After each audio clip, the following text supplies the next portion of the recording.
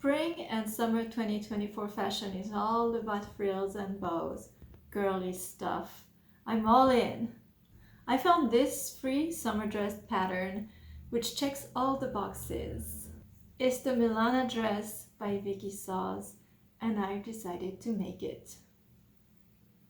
Hi, welcome to my eclectic channel. My name is Agnes and I make videos for fun. I need to modify the pattern so that I can pull the dress up over my hips. So first we need to do some math, but it's easy math. But what we have going is the front, as I measured, is 33 centimeters.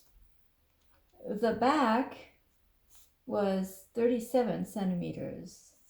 Overall, I need 87. I am not going to touch the front, so how much do I need?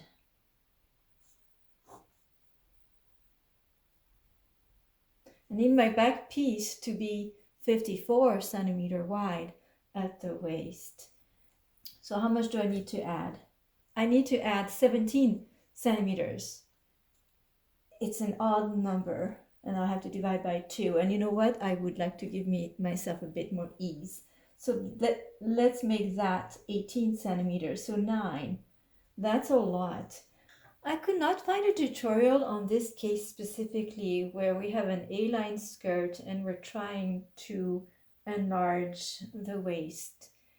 But I got a feeling for how these things work by watching and reading a number of tutorials. And it's actually pretty simple in this case.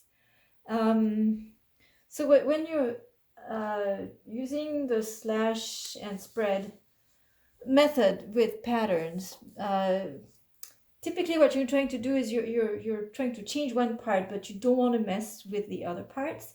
And in our case, we would like the hemline to remain what it is. We have a flounce that's matching. It's a nice curve. It matches with the front. So we don't want to touch, we don't want that line to change. The side seams would be nice to preserve as well because that needs to match the front piece.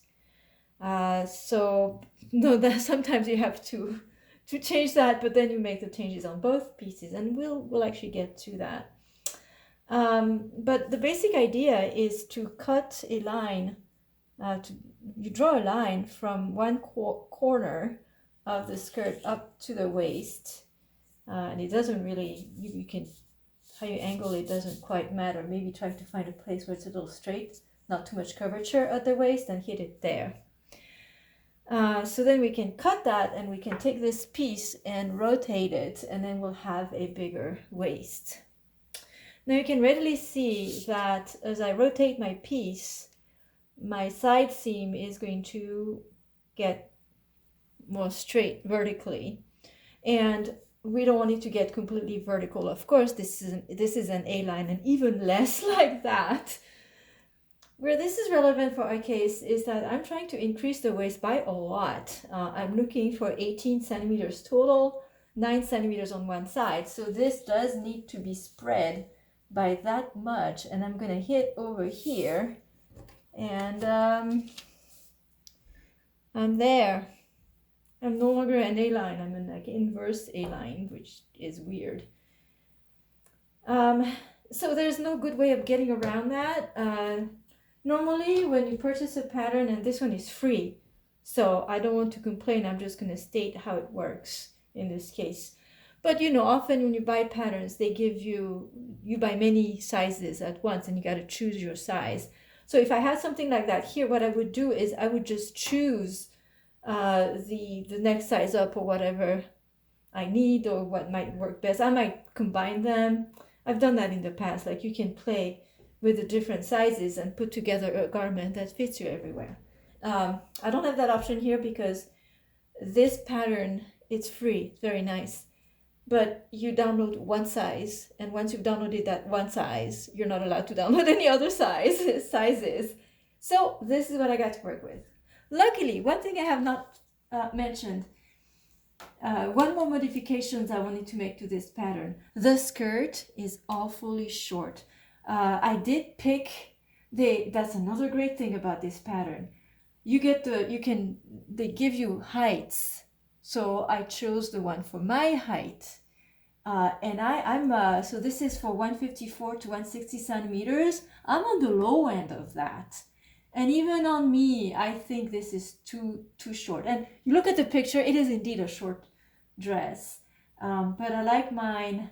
I like to show some legs, especially in the summer, but I don't want to look like I'm an older woman trying to dress like a 20-year-old.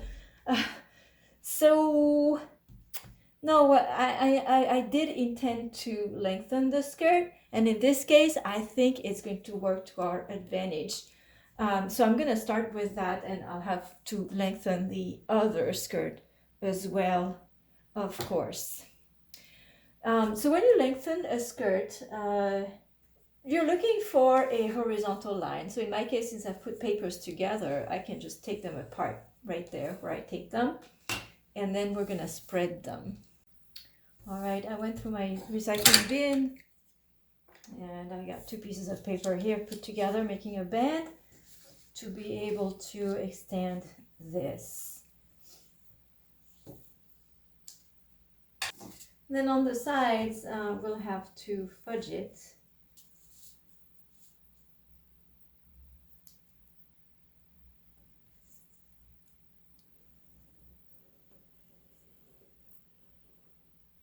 Off camera, I am going to add some pattern paper over here and over here, and I'm going to remeasure the constant, the seam allowance that I need, which is 1 centimeter. So I will cut out a constant 1 centimeter seam allowance from the 2 lines that I drew.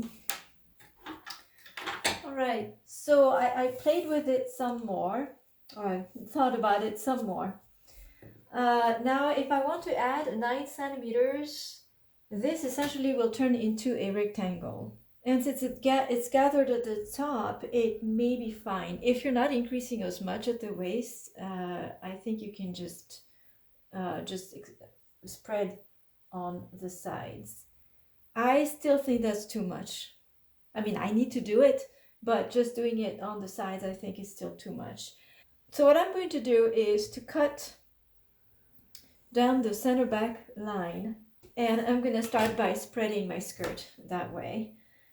Can't do too much, even though I have a pretty flat part here on the hem and at the waist, so I can spread that a little. So I'm going to do 2 centimeters on each side. So I'm going to spread these 2 apart by a total of 4 centimeters. So that will leave me 7 centimeters to still do on the sides.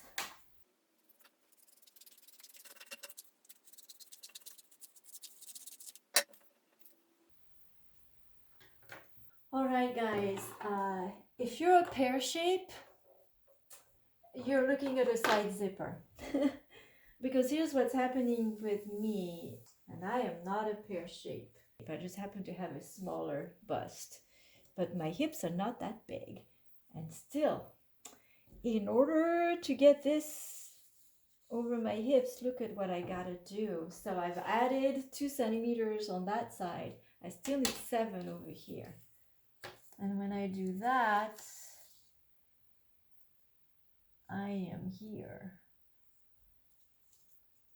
And you want to use the, it's not a detail, but you want to use the, not the seam allowance, not the corner, which you cannot see. There we go.